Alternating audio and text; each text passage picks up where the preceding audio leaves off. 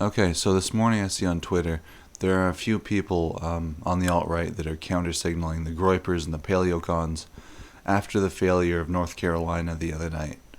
And I just wanted to point out that this is frankly I don't like it. I don't think that's a good idea to start counter-signaling and attacking these kids on frankly petty points. I think it is petty. Um, they say, well, you shouldn't be supporting Donald Trump because, as Kirk himself has pointed out, um, Trump's only real achievements have been normalizing homosexuality, getting, you know, lower rates of unemployment rather for minorities and for women. All these things that you don't care about, all these things that are not conservative. So why do you support Trump? Valid question, but we don't need to answer it. We don't need to talk about that. That's not It's not on us to flesh out our ideas. We're the ones questioning them. And it's not even necessarily honest. I'm sure that a lot of the people that are asking these questions don't support Donald Trump, but you don't need to talk about that. You don't need to talk about that just like you don't need to talk about identity Europa. You don't need to talk about the cookie question. You just need to talk about the things that they don't want to talk about. It's a tactical issue. You're not going in there trying to take them on, head on. We're different. We're the paleocons, and we're edgy, and we're here to make you guys look bad. No, no, no.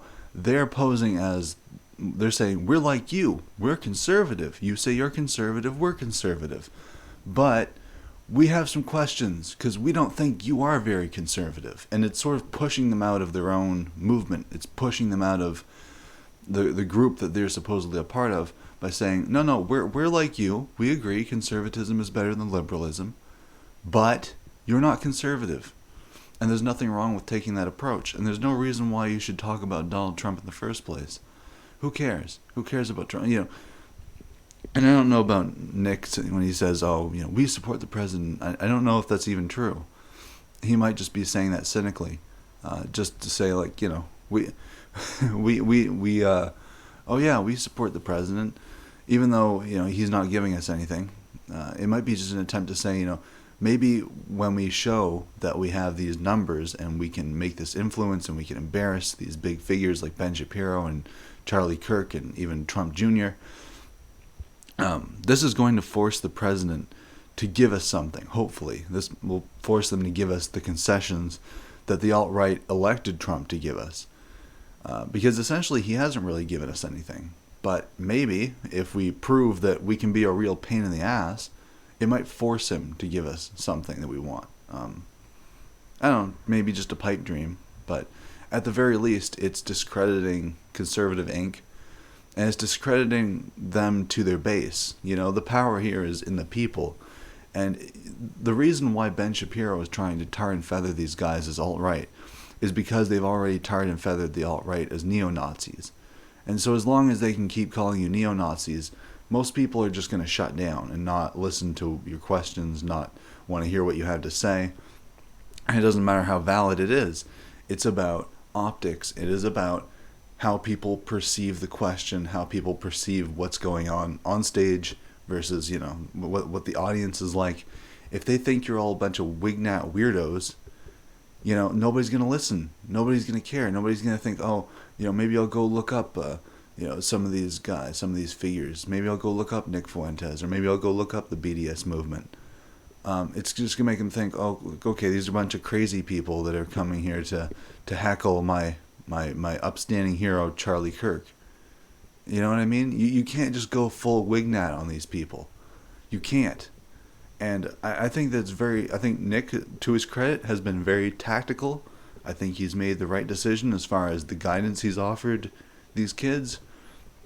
I don't agree with everything Nick Fuentes says. I don't agree with everything paleocons say. I consider myself more alt-right. I'm more of a lefty. I come from the old left wing. So I don't agree with everything they say, but from a tactical standpoint, they're doing everything right. North Carolina was a setback. They recognized it as a setback. They don't need to denounce anyone. They don't need to disavow anyone. They don't need to illustrate their points or their beliefs. that's not an obligation of theirs. That is the obligation of the person on stage. Maybe Nick will find himself in a similar situation where he will have to go give a speech, and he'll have people heckling him saying, why do you support the president? Why if he supports gay marriage and tranny love in Israel, why do you support him? And maybe he'll have to answer for that. But that day is not today. That day is not now. And we'll deal with that when the time comes. But as it stands, Conservative Inc. is getting an ass kicking, and it's good, and it's righteous, and it's well deserved. And you know what? Maybe we should be doing more of this. But we have to be more tactical. We can't just go in there and start flushing out our ideological differences, because they're just going to usher you away or laugh at you or call you a Nazi and attack you personally. And if you don't appear as an upstanding, perfectly reasonable, nice guy who's just there to ask normal questions, it's going to seem righteous for them to attack you in the eyes of the people at those conferences.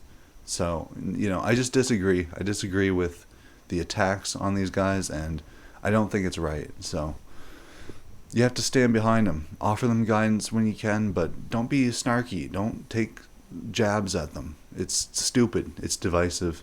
There's no point to it. And it discredits you when you're the one punching right for no reason. Thank you for listening.